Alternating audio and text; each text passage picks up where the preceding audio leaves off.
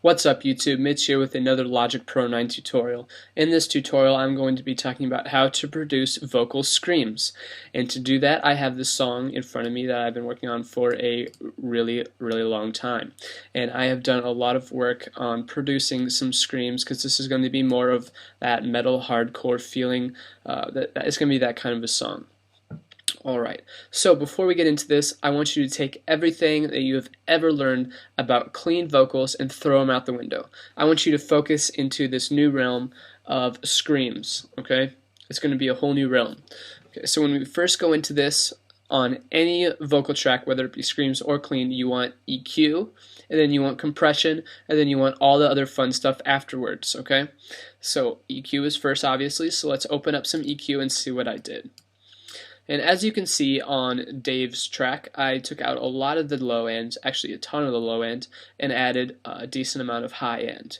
And that's because in this low end there's going to be a lot of guitars, bass, drums, different things living in this range where you still need some of those vocals and those screams, but you really want to exploit the frequencies where there are not too many instruments, and that's going to be the higher end.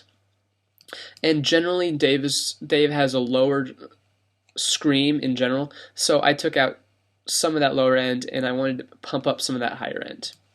Now when I go to my track and we look at the EQ, we can see that it's a little bit flatter, and that's because I have a little bit of a higher scream and I really wanted to keep as much low end in there as possible, but I really took out some of the 20 hertz and the 500 hertz range because that's going to be where some of the guitars and drums, where the special instruments live, and I want that to be a little bit deadened inside of my scream.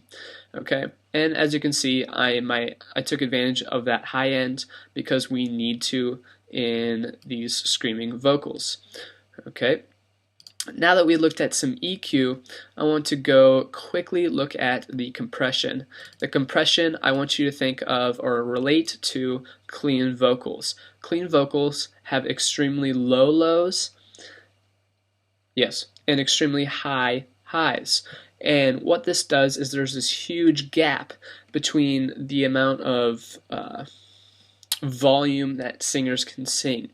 Now when we're talking about screams, that range isn't there. Most screamers have one volume or very close to that same volume, and so because of that we want our compressor to be compressing not as much as those clean vocals. I would say clean vocals I would do around 8 decibels of gain reduction.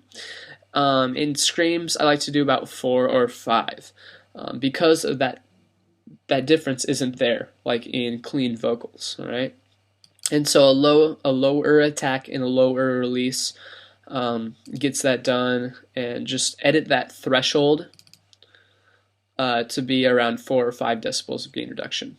Okay, and then what I do after our EQ and our compressor, which we need, I go add a little bit of overdrive, a teeny bit. I put 1 decibel of overdrive on my track.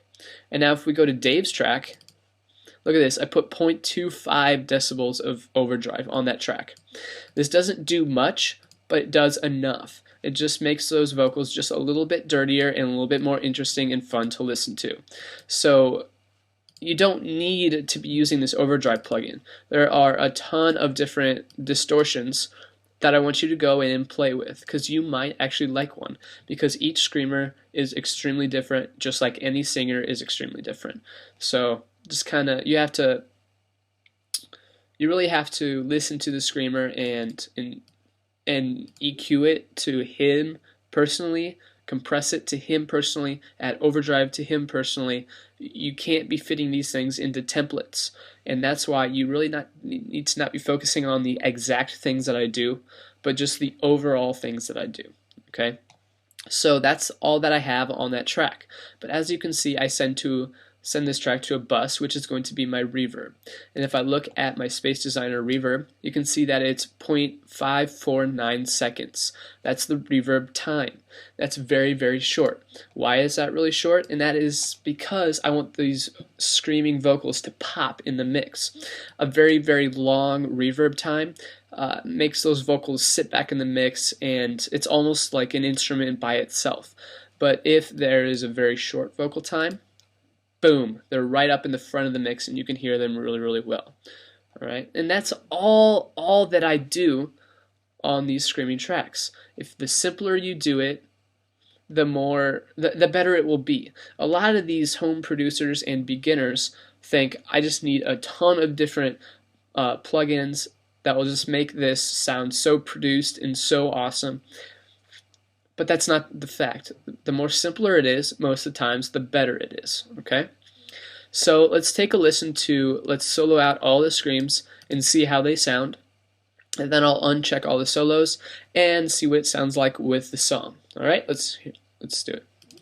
Turn on your presence to cover your face, to pretend you're makeup is everyone's crew. Turn on your presence to cover your face, to pretend your makeup is everyone's grace.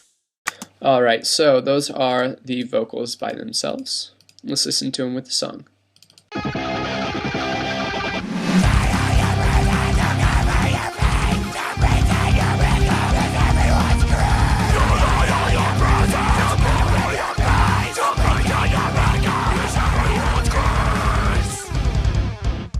Alright, there you are, everyone.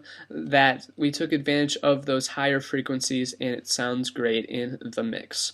Alright, so if you have any feedback, if you do something different with these kind of vocals, I love to learn about new ways to produce screams in general. So hit me up in the comments in a message. I would really, really like to hear the way you do that.